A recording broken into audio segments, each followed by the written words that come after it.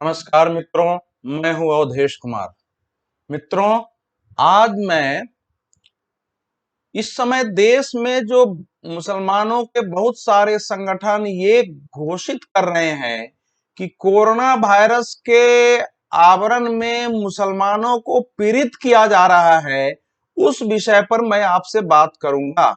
लेकिन बात करने के पहले हर बार की तरह मैं आपसे रिक्वेस्ट करूंगा कि जैसे ही आप मेरा वीडियो खोलते हैं, उसके नीचे दाहिने तरफ जो सब्सक्राइब का बटन आता है, उस सब्सक्राइब के बटन को जरूर टच कर दीजिए ताकि आप हमारे सब्सक्राइबर हो जाएं।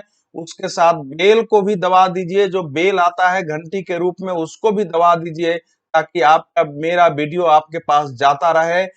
मैं एक विचार का इसको मंच बनाना चाहता हूं जिससे से ज्यादा लोग जुड़े। अभी तक बहुत कम संख्या है। मित्रों, इस समय अलीगढ़ मुस्लिम विश्वविद्यालय से एक खबर आई है कि वहां के शिक्षक संगठन ने, अलीगढ़ मुस्लिम यूनिवर्सिटी टीचर्स एसोसिएशन ने बाजाबता मीटिंग करके एक प्रस्ताव पारित किया है कि कोरोना वायरस के बहाने देश में मुसलमानों का उत्पीड़न किया जा रहा है। एक मजहब के खिलाफ इसको इसको के खिलाफ माहौल बनाया गया है और इसको रोका जाए। और ये पत्र राष्ट्रपति के पास उस प्रस्ताव की कॉपी के साथ एक पत्र भेजा गया है। और ये कोई अकेली घटना नहीं है। आपने असदुद्दीन ओवैसी को सुना होगा, जिन्होंने कहा कि कोरोना मुसलमानों को कोरोना के बहाने निशाना बनाया जा रहा है। अबू आजमी ने मुंबई में कहा। यहां तक कि एक समय कांग्रेस के नेता सलमान खुर्शीद तक ने ऐसा बयान दे दिया। अभी मेरी समझ से परे है कि मुस्लिम समुदाय हर मामले में अपने को पीड़ित बताकर सरकार के विरुद्ध माहौल बनाने में, देश में एक सांप्रदायिक भाव पैदा करने की कोशिश क्यों करने लगता है। यहाँ मुस्लिम समुदाय से मेरा अर्थ सारे मुसलमानों से नहीं है। मुसलमानों के नाम पर जो नेता बनते हैं, जो उनको भड़काते हैं, जो समाज में जहर फैलाते हैं, उनको लेकर के हैं। आखिर एक उदाहरण कहीं से दिया जाए कि किसी मुसलमान को अनावश्यक रूप से देश के स्वास्थ्य कर्मियों ने, देश के पुलिस कर्मियों ने, प्रशासन ने कोरोना के मामले में उत्पीड़ित किया हो। लेकिन अगर आप लॉकडाउन होने के बावजूद और ये घोषित होने के बावजूद कि पहले 200 लोग, 50 लोग और 20 लोग से ज्यादा इकट्ठे नहीं हो सकते हैं, अगर आप इकट्ठे होने की कोशिश करेंगे तो प्रशासन को कार्रवाई करनी पड़ेगी। और वो कार्रवाई आपके खिलाफ नहीं होगी, ये मुस्लिम नेताओं को समझना चाहिए। वो कार्रवाई आपके जीवन बचाने के लिए होती है, आपको आपकी रक्षा के लिए होती है। लेकिन अगर किसी समुदाय के नेताओं को यह लगता है कि हम कुछ भी करें, हमारे खिलाफ प्रशासन को कुछ करना ही नहीं चाहिए, तो उसको ये समझना पड़ेगा कि हमारे देश में आत्महत्या के विरुद्ध भी कानून है। आपको आत्महत्या करने की भी छूट नहीं दी जा सकती है। अगर इस देश में तबलीगी जमात के कारण कोरोना भारी रूप में फैला है, तो तबलीगी जमात के खिलाफ कार्रवाई होगी। अगर तबलीगी जमात के प्रमुख मौलाना मोहम्मद साद अपने वीडियो में ये कहते रहे कि कोरोना केवल मुसलमानों के भाईचारे को खत्म करने के लिए आया है, एक थाली में खाने से रोकने के लिए आया है, वो कहते रहे कि मस्जिद से मुसलमानों को बाहर करने के लिए आया है, मस्जिद बंद नहीं होना चाहिए, आप मस्जिद में जाते रहो, यहीं रहो, अगर इसमें मर जाओ तो इससे बढ़िया मृत्यु कुछ हो ही नहीं सकती है। अब ये धर्म स्थान पर मृत्यु की बात समझ में आती है, लेकिन कोई कहे कि कोरोना हो जाए तो हो जाए, लेकिन सरकार की बात नहीं मानो। ये तो पूरी व्यवस्था के प्रति विद्रोह भड़काना है। और उस विद्रोह के परिणाम ये हुए, जिनको मुस्लिम नेता पता नहीं क्या उनको लग रहा है, कि जब तबलीगी जमात उससे जुड़े हुए लोगों के जांच के लिए पता लगने पर स्वास्थ्य कर्मी जाते रहे, पुलिस कर्मी जाते रहे, उन पर आप पत्थरें बरसाएं, उन पर आप ईंटें बरसाएं और आपके खिलाफ कोई कार्रवाई हो ही नहीं। कार्रवाई हो तो आप कहें ये तो कोरोना मुस्लिमों के खिलाफ कोरोना के नाम पर कार्रवाई हो रही है, ये कैसे चलेगा। ये देश ऐसे नहीं चल सकता है।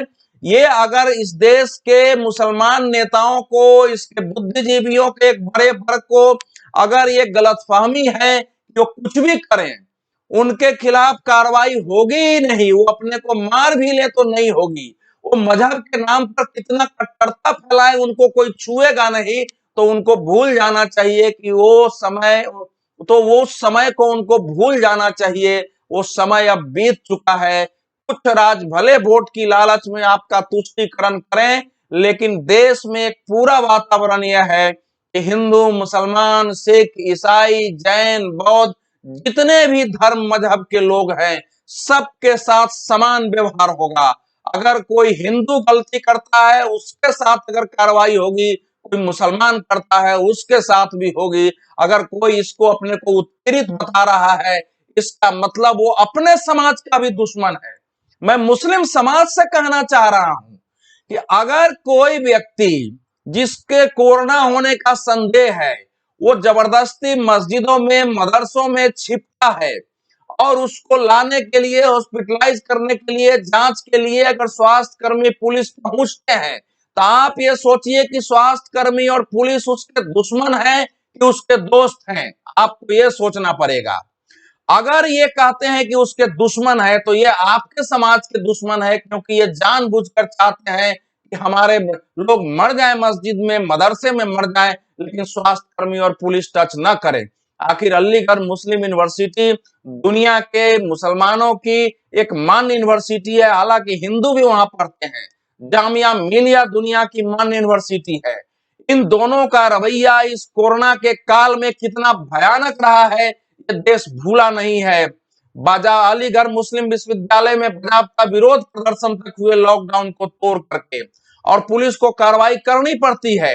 वहां इतना भड़काया गया है लोगों को, वहां तो जबरदस्ती दुकानें लगा दी जाती थी, समय के बाद रहती थी, और जब पुलिस अलीगढ़ में उन दुकानों को बंद कराने जाती थी तो पुलिस पर हमले होने लगते थे और फिर पुलिस को कार्रवाई करनी पड़ती थी। सवाल यह है कि आप अपराध करेंगे, आप प्रशासन का आदेश नहीं मानेंगे तो कार्रवाई आपके खिलाफ होगी, लेकिन मुस्लिम विरोधी कैसे हो गया? और मित्रों, एक सच है जो इस देश के सामने नहीं रखा जा रहा है। वो सच ये है कि भारत में कोरोना की शुरुआत, मैं किसी समुदाय विशेष में सारे लोगों को आरोपित नहीं करता हूं, लेकिन सच्चाई यही है कि आरंभ में जो कोरोना पीड़ित थे उसमें ज्यादातर, मेरा मानना है कि 80 से 85% मुसलमान थे जो खाड़ी देश से आए थे। यहां तक कि चीन से भी आए, वुहान से भी आए हुए में मुसलमान शामिल थे। जो पहली मौत गुलबर्गा में हुई थी कर्नाटक में, वो मुसलमान थे। वो सज्जन सऊदी अरब से लौटे थे, अपने घर चले गए थे, फिर बाद में बीमार पड़े तो हॉस्पिटल में आए, उनका टेस्ट हुआ, लेकिन तब तक स्थिति बिगड़ चुकी थी। मृत्यु के बाद उनका कोरोना पॉजिटिव आया। जो बिहार में पहली मृत्यु हुई, वो भी वो कतर से आया हुआ एक नौजवान था। जिस सिवान को वुहान कहा जा रहा है, जिस मुंगेर में ज्यादा से ज्यादा फैले हैं, वो कौन लोग हैं जरा जाके देखिए। सिवान में एक लड़का ओमान से आया नौजवान, और उसने अपने को क्वारंटाइन नहीं किया और पूरे परिवार को संक्रमित कर दिया। एक महिला सऊदी अरब से आई थी, उन्होंने बनाया। आज मुंबई की अगर हालत खराब है, लोग धारावी का कह रहे हैं, वहां की स्टोरी आप ध्यान से पढ़िए। आरंभ में जमात के लोग दिल्ली से आए और वहां गए, केरल जाके जमात के लोग भी वहां गए, एक दोस्त के मकान में ठहरे। वो मकान मालिक कोरोना पॉजिटिव हो गया, वो जो महिलाएं उनसे मिली थी वो कोरोना पॉजिटिव हुई, वहां के लोग आए थे वो कोरोना पॉजिटिव हुए, और धीरे धीरे उनकी संख्या बढ़ने लगी। और आज भी इतनी कड़ाई के बावजूद वहां का ये जो समुदाय के जो कुछ लोग हैं, वो शारीरिक दूरी का पालन करने के लिए तैयार नहीं है, और सरकार बहुत कोशिश करती है, वो करा नहीं पा रही है। और फिर वो तो, अब मैं उदाहरण के लिए आपको बताता हूं, मैं कोरोना पॉजिटिव हूं तो मैं हो गया, लेकिन ऐसे अगर मैं किसी टेम्पू से चल रहा हूं, ट्रेन से चला गया, बस से कहीं चला गया, किसी दुकान पर जाके सामान ले लिया बिना सुरक्षा के, तो वो सारे लोग जो कोरोना पॉजिटिव हो जाएंगे उसकी जिम्मेवारी किसके सिर आएगी? तो इस देश में अगर ऐसे लोगों की संख्या आ रही है जिनका कोई केस हिस्ट्री विदेश जाने का नहीं मिलता है, वो कोरोना पॉजिटिव हो रहे हैं, तो उसको जरा ढूंढिए कि उसके कारण क्या है। दिल्ली में तबलीगी जमात ने किस ढंग से कोरोना फैलाया, या छिपा नहीं है, क्या उनके खिलाफ कार्रवाई नहीं होगी। एक महिला, वो तबलीगी जमात से जुड़ी हुई नहीं थी, लेकिन सऊदी अरब से आई, वो संक्रमित हो गई। उसने मौजपुर में आ करके और जो मोहल्ला क्लिनिक है उसमें इलाज कराया, वहां का डॉक्टर पॉजिटिव हो गया, डॉक्टर का परिवार कोरोना पॉजिटिव हो गया। जब छानबीन की गई तो 800 लोग उसके संपर्क में आए, सबको क्वारंटाइन करना पड़ा। ऐसी अनेक कथाएं हैं। इस देश की समस्या यह है कि कोई दूसरा समुदाय गलती करता है तब बोलने में मैं पत्रकार, मेरे पत्रकार मित्र में, बुद्धिजीवी मित्र, नेता उसमें नहीं हिचकिचाते हैं, गलत है। लेकिन मुस्लिम समुदाय गलत करता है, भले वो गलत उसके ही खिलाफ होता है, वो हमारे देश में नहीं बोला जाता है, क्योंकि जब आप बोलोगे तो आप मुसलमान विरोधी कहलाओगे, आप सेकुलर विरोधी कहलाओगे, आप सांप्रदायिक कहलाओगे।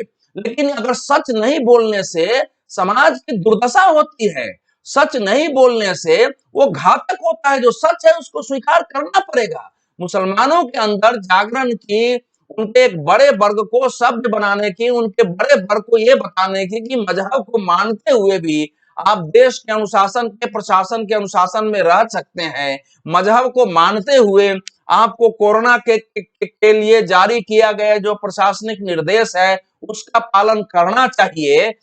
तो ये बहुत जरूरी हो गया है। लेकिन दुर्भाग्य यह है कि जो बौद्धिक केंद्र है मुसलमानों का, कुछ नेताओं का केंद्र है, वो इसके नाम पर भटकाते हैं। और मुसलमानों के अंदर एक वातावरण जैसे पहले बनाया गया कि नागरिकता कानून तुम्हारे खिलाफ है, भाई इनके खिलाफ कैसे था। वो तो जो पीड़ित हिंदू, सिख, जैन, बौद्ध, ईसाई, जो भी बांग्लादेश, पाकिस्तान, अफगानिस्तान के जो किसी वहां से पीड़ित होकर अपनी इज्जत गंवा के भाग के आए, उनको नागरिकता देने के लिए थे। इसमें आपको क्या समस्या हो गई।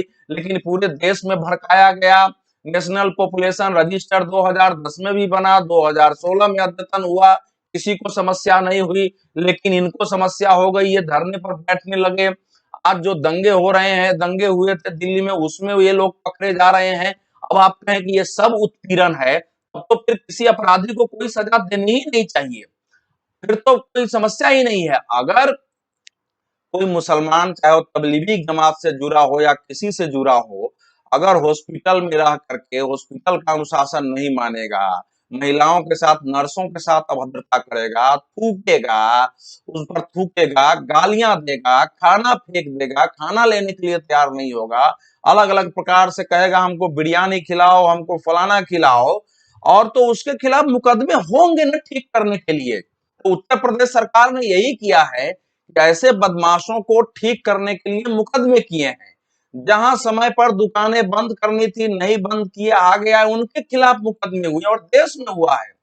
मुसलमानों के भी अनेक नेताओं ने देश भर में यह अपील की कि कोरोना संकट को देखते हुए शुक्रवार की नमाज मस्जिदों में न पढ़ी जाए, अलग अलग घरों में पढ़े। यहाँ तक कि रमजान के अंतिम दिन जो शुक्रवार था उसमें भी ज्यादातर लोगों ने घरों में पढ़ा। लेकिन ऐसे लोग हैं जो इनको उत्तेजित करते हैं कि देखो ये तुम्हारे खिलाफ है, और वो पूरे देश में एक अभियान चलाया जा रहा है कि हमको नमाज पढ़ने से भी रोका गया है।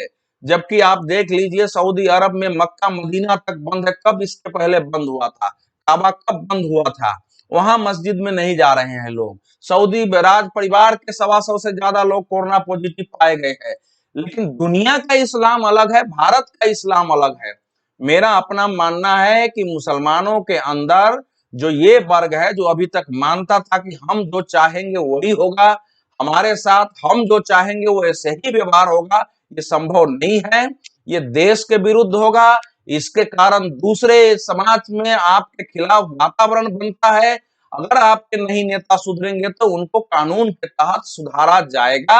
आप इसको मुस्लिम उत्पीड़न मत बनाइए। इसलिए मेरा कहना यह है कि अलीगढ़ मुस्लिम विश्वविद्यालय से जो पत्र राष्ट्रपति को भेजा गया है, राष्ट्रपति के हाथ से उसका जवाब जाना चाहिए, और वो जवाब सार्वजनिक किया जाना चाहिए कि आप क्यों मुसलमानों को भड़काने की कोशिश कर रहे हैं, देश में सांप्रदायिक भावना भड़काने की कोशिश कर रहे हैं। आपका ये प्रस्ताव, आपका पत्र सांप्रदायिकता से भरा हुआ है। हमारे देश में कानून और संविधान सबके लिए एक है, जो गलत करेगा उसके खिलाफ कार्रवाई होगी। और इस समय कोरोना काल में महामारी कानून लागू है, उस कानून के तहत पुलिस को विशेष अधिकार मिल जाते हैं और उस अधिकार के तहत आपके खिलाफ कानूनी कार्रवाई होगी।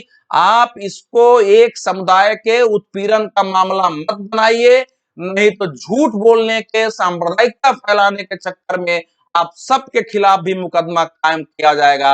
अगर राष्ट्रपति के यहां से इस प्रकार का उत्तर जाता है तभी इसका असर होगा और ये जो आग लगाने में कुछ मुस्लिम नेता लगे हुए हैं उनके अंदर भय पैदा होगा। धन्यवाद मित्रों, इस पर अपनी प्रतिक्रिया जरूर दीजिए और सवाल हो वो भी करिए और चैनल को जरूर सब्सक्राइब